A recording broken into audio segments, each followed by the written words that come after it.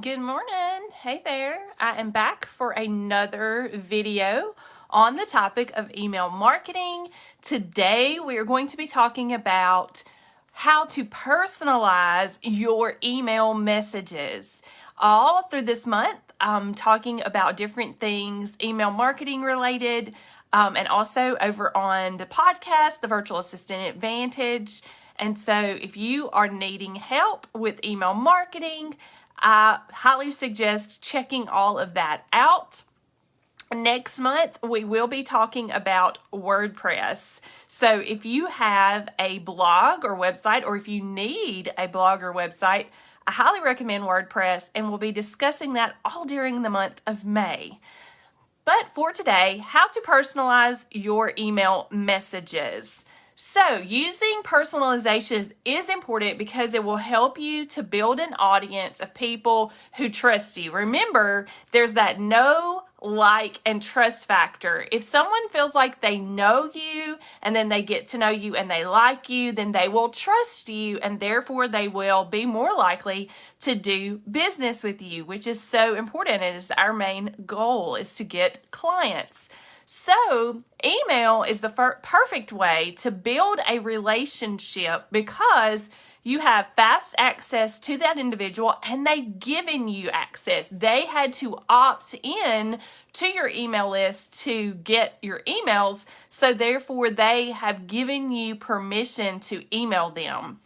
And even if you have 1,000 or 100,000 subscribers, you can treat each recipient on your email list as an individual by using some simple personalization techniques. And we're going to discuss those quickly today. The first one is the subject line. Making the subject line stand out to the recipient will encourage them to open it. You can personalize the subject line. You can use a feature of your email provider, and you can use the person's name in your autoresponders list, but make sure you are collecting those names when someone opts in. Make sure that you are putting name and email address, not just email address, or that field will not populate. But that is one way you can personalize it. Another way is in the salutation. When you send email messages to your list members, it's important to use their name. But again, you must use that as a part of your opt-in if you want those names to populate.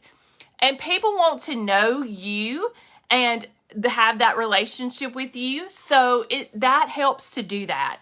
The third way is through your return email address. Many people make a huge mistake and they use a no reply return email address. Don't do that. Give them the opportunity to email you back. Many times, if you are on my email list, many times you might notice towards the bottom of my emails, one of my call to actions that I often do is I say, hit reply now and tell me whatever it is. I might, ask a question. And that is a way that I get people to respond and to continue the conversation with them. People want to know you, and a relationship marketing requires it in order to do so. And then your email signature. Be personal with your email signature. Include an image of yourself and a catchy sign-off. Have kind of a sign-off that you use every time, and so it is uniquely yours. My sign-off is always blessings, comma, and then my name. So that has my readers probably expect the emails to say blessings and then my name. Others have other catchy sayings that they might use. And so try adding other ways to connect with you in your signature. Add links to your other social media platforms and things like that as well. And then know your audience. One of the first ways to make them feel important is to make sure that that what you are giving them is something that they want.